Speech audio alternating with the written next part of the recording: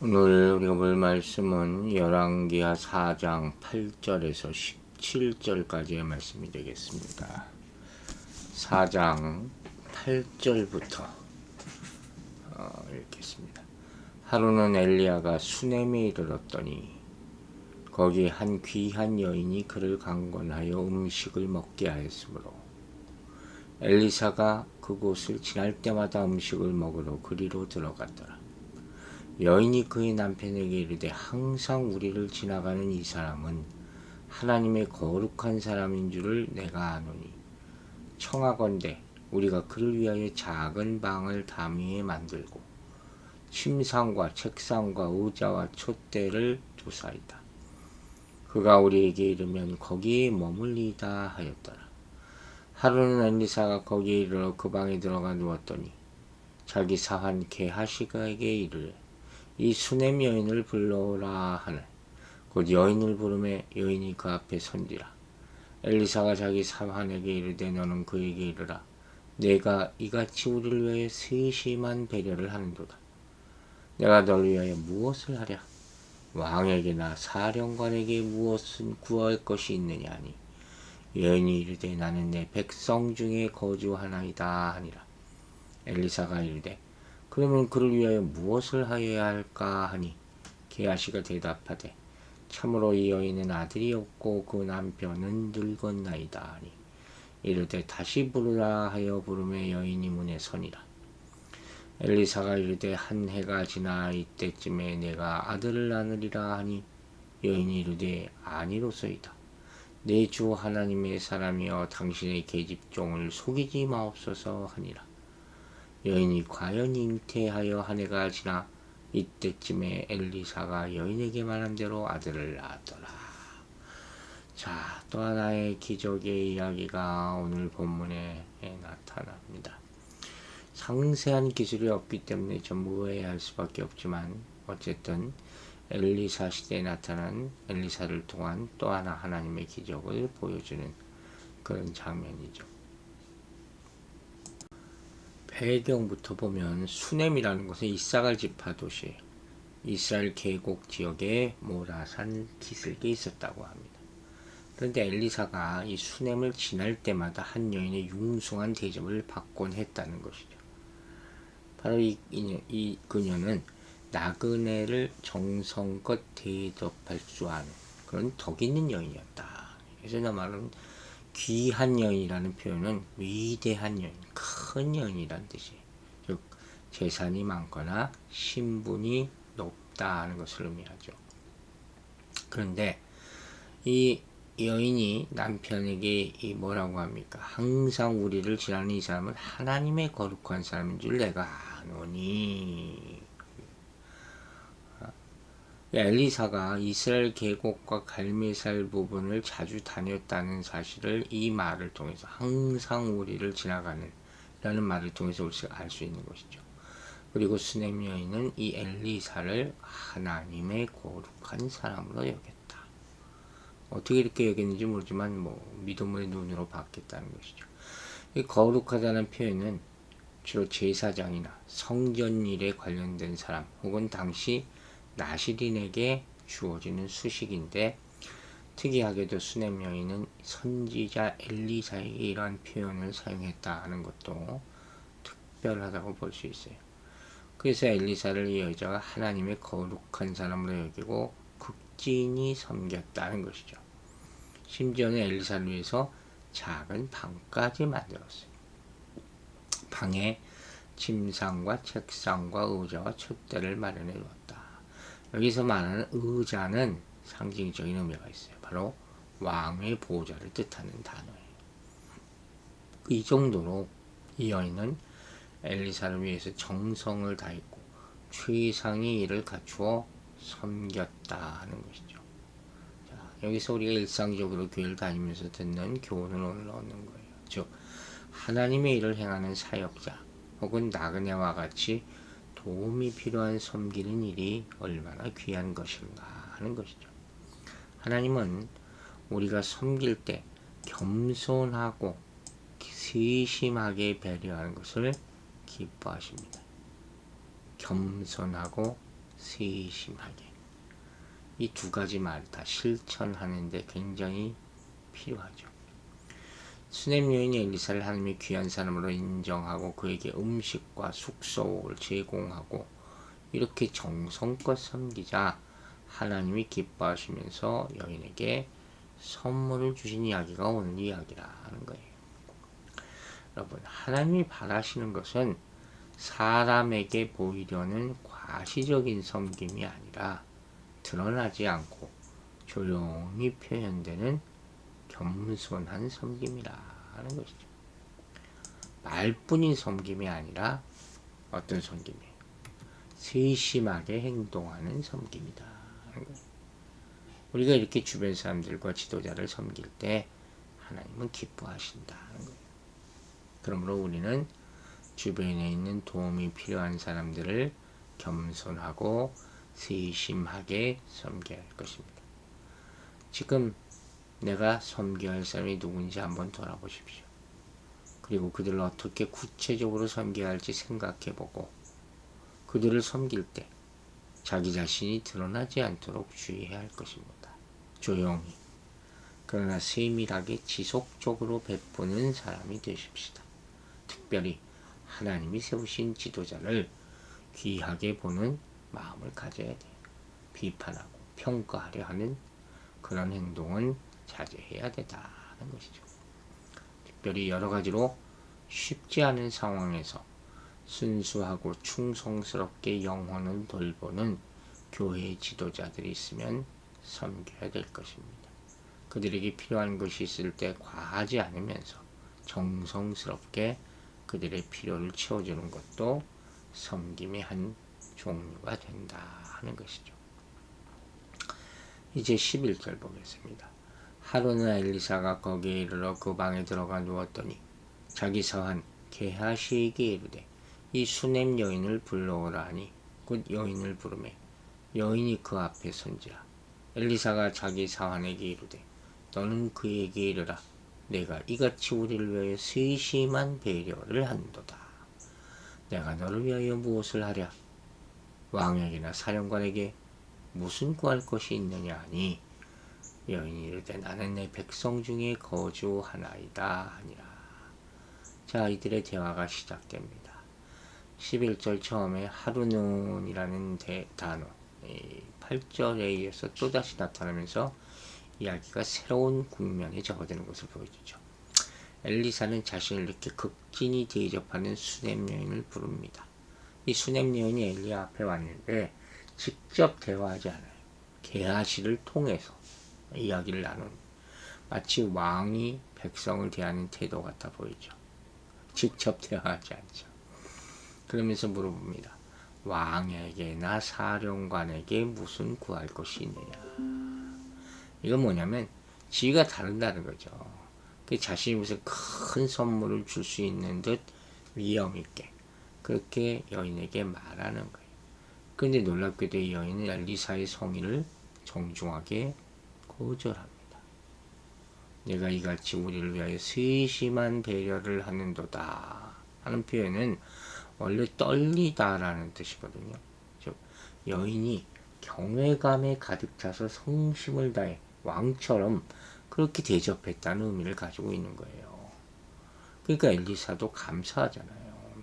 자신이 뭔가를 해주기를 바라는지 그래서 이렇게 자신에게 잘해주는지 생각할 수 있잖아요. 이게 물어보는 거예요. 근데 뜻밖에도 이 여인은 뭐라고 대답해요?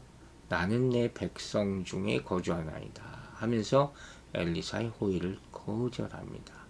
그 뜬금없이 이게 무슨 소리입니까? 나는 내 백성 중에 거주하나이다 하는 말은 나는 현재 상태에 만족하고 있고 더 바라는 것이 없습니다. 아주 겸손한 표현이죠. 여기서 말하니 내 백성이라는 것은 친족이라는 의미도 있지만 지방 호족의 주위에 살고 있는 주민을 지칭하는 말일 수도 있거든요. 어쨌든 간에 이 여인은 어떤 답례를 바라고 엘리사를 대접한 것이 아니라 거룩한 사람을 위한 순수한 마음으로 그렇게 한 거예요. 이게 섬김이죠. 보상을 바라고 누구를 섬긴다면 그게 섬김입니까? 그러면서 이 여인은 엘리사의 호의를 거절할 정도로 자족한 마음을 가지고 있었어요. 주위 사람들을 내 백성이라고 부르면서 책임 있는 지도자의 면모까지 보여주고 있어요. 참 성경에 가끔 여인들이 나오지만 이 여인 또한 굉장히 신실한 여인임을 우리가 볼 수가 있다 하는 거죠. 여러분, 아무런 대가를 바라지 않고 이 여인처럼 이렇게 순수한 마음으로 섬기는 것을 하나님이 기뻐하시고 귀하게 여겨주신다는 것을 꼭 기억하세요. 내가 받았으니까 꼭 줘야지. 내가 줬으니까 받아야지. 이건 아니잖아요.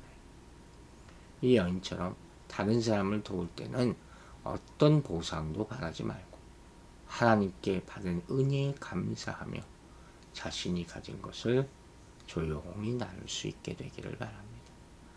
지금 자신이 대접만 받는 사람인지 아니면 섬기는 사람인지 돌아봅시다. 또한 지금 자신이 하는 섬김이 사람에게 보이기 위한 것이나 어떤 계산된 목표를 이루기 위한 것은 아닌지 점검해 봅시다. 대가를 바라지 않는 이런 섬김으로 하나님을 기쁘게 하는 성숙한 성도들이 되시길 바랍니다.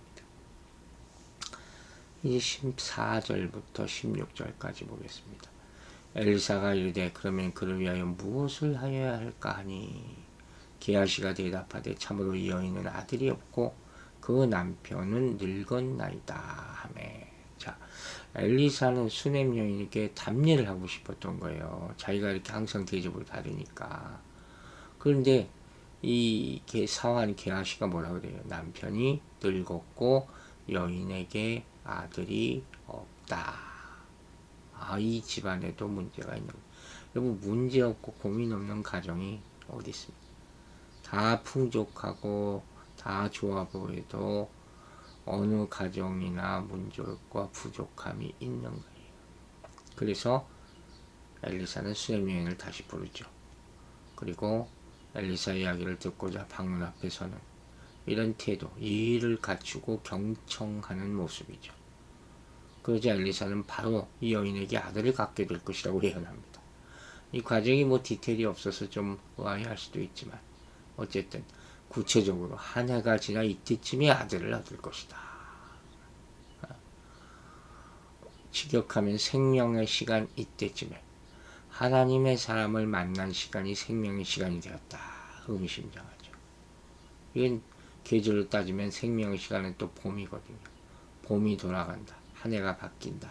내년 이맘때라 하는 그런 뜻이죠. 여러분 알다시피 고대 이스라엘 사회에서 결혼한 여인에게 아들이 없다는 건 치명적인 결점이었어요. 아들이 없으면 재산 상속도 불가능하고 신분 상속도 못하고, 그러니까 남편이 세상을 떠났을 때 아들이 없는 과부는 가장 불쌍한 사람으로 여겨졌다는 거예요. 그러므로 아들을 낳게 될 것이라는 예언이 이 수넴 여인에게는 사실 어마어마하게 기쁜 소식이었다는 거죠. 그런데도 이 수넴 여인은 아니로소이다 대답하면서 자신을 속이지 말라고 대꾸해. 왜? 이 예언이 도저히 믿어지지 않았거든요. 자기 처지를 아니까 그냥 족함을 알고 살았다는 거잖아요. 그래서 남편이 늙었기 때문에 아들을 갖게 되리라는 기대를 도무지 할 수 없었던 것이죠. 여러분 기억하시죠? 사라도 이삭을 낳을 것이다. 웃었다 했잖아요. 이삭이 그 의미 가지고 있지 않습니까? 똑같은 상황인 거예요. 근데 28절을 보면 나중에 아들이 죽었어요. 수넴 여인이 엘리사에게 내가 네 주께 아들을 구하더이까, 나를 속이지 말라고 내가 말하지 아니하더이까 하고 막 원망을 쏟아놔요. 그럼 여기 16절에서 속이지 말라고 한 것은 무슨 얘기예요? 설사 아들을 낳는다고 해도 건강하게 자랄 수 있을까 의심한 거예요. 나이가 많으니까 걱정할 수밖에 없네. 아예 포기하고 산 거죠. 즉 엘리사의 예언은 수넴 여인에게 기쁜 소식이었지만 그녀는 정말 아이를 가질 수 있을지, 혹은 아이를 갖게 된다고 해도 잘 자랄 수 있을지 우려하는 마음 때문에 이 예언을 쉽게 받아들이지 못했다 하는 말씀이에요. 여러분, 이런 상황이 있을 수 있어요. 기적이 일어날 것이다 믿으세요 해도 못 믿는 사람들이 있어요. 자기가 살아온 경험을 더 믿는 거죠. 이런 사람들은 절대로 진짜 믿음을 갖지 못해요. 그게 안타까운 거예요. 그런데 17절에 뭐라고 나왔습니까? 여인이 과연 잉태하여 한 해가 지나 이때쯤에 엘리사가 여인에게 말한 대로 아들을 낳았더라. 엘리사의 예언이 성취된 것이죠. 수넴 여인이 믿지 않았지만 어마어마한 경사가 난 거죠. 아들이 없어서 아마도 서름당하고 소망 없이 산 여인이 귀한 아들을 얻게 된 것이죠. 자 보세요. 나그네를, 하나님의 사람을, 선지자를 정성껏 대접한 여인에게 하나님이 큰 은총을 내려주신 거예요. 하나님의 이름이 존중받지 못하던 시대에 이 여인의 행적은 어둠 속에 빛나는 불빛과 같은 것이죠. 위대한 거예요. 여러분, 하나님은 섬김을 기뻐하십니다. 하나님의 사람들 귀하게 여기면 하나님이 즐거워하시는 거예요. 나그네를 섬기다가 하나님을 만난 사람이 바로 아브라함 아닙니까? 수넴 여인 역시 엘리사를 섬겼고 사라처럼 자녀의 복을 얻게 되는 것이죠. 예전엔 자녀를 구하지 않았어요. 소망이 없어서가 아니라 소망할 수 없다고 생각했기 때문에 이게 더 가슴 아픈 일 아닙니까? 나는 틀렸어. 포기하고 사는 것이죠. 우리가 인생 가운데 이런 면들이 좀 있을 수 있죠. 이건 안 되는 거지. 그러나 하나님께 구해보시라 하는 거예요. 이 여자도 사라처럼 믿지 못했어요. 그러니까 엘리사가 속이는 것 아닌지 그렇게 물어봤던 거 아닙니까? 그러고도 하나님은 그 복을 거두지 않으셨다는 거예요. 여러분, 우리가 구하거나 생각하는 것보다 더 크게 주신 분이 하나님을 믿으시기 바랍니다. 하나님은 우리를 눈여겨보시고 계세요. 그러므로 늘 주님께 하듯 사람을 대하고 일을 대하면 은혜의 날이 올 것입니다.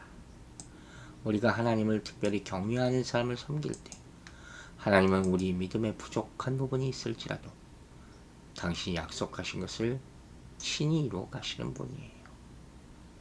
수넴 여인을 통해서 하나님은 약속한 아들을 주신 것이죠. 우리가 할 수 있는 최선을 다할 때 우리의 부족한 면을 채워주시는 분이 하나님임을 잊지 마세요.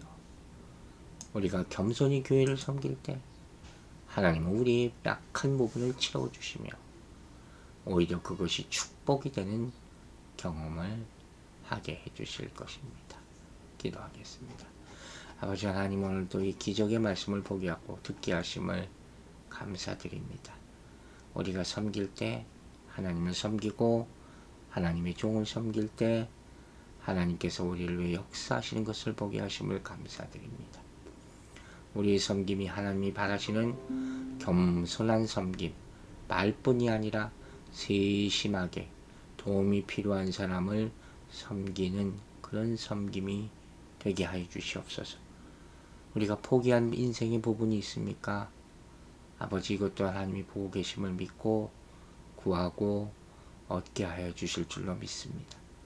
다른 사람을 도울 때는 보상을 바라지 말게 하여 주시고 오로지 하나님께 받을 은혜를 감사하며 내가 가진 것을 조용히 나눌 수 있는 섬김의 모습으로 살아가게 하여 주시옵소서. 우리에게 소망이 잃어버리지 않도록 항상 소망을 갖게 하여 주시고 우리 섬김을 통해서 그 소망이 성취되는 것을 우리 모두가 보게 하여 주시옵소서. 오늘 하루를 축복하여 주시고 성령님께서 우리 성도들의 삶, 자녀들의 삶을 지켜주실 줄로 믿사오며 예수 그리스도의 이름으로 축복하고 기도했습니다. 아멘.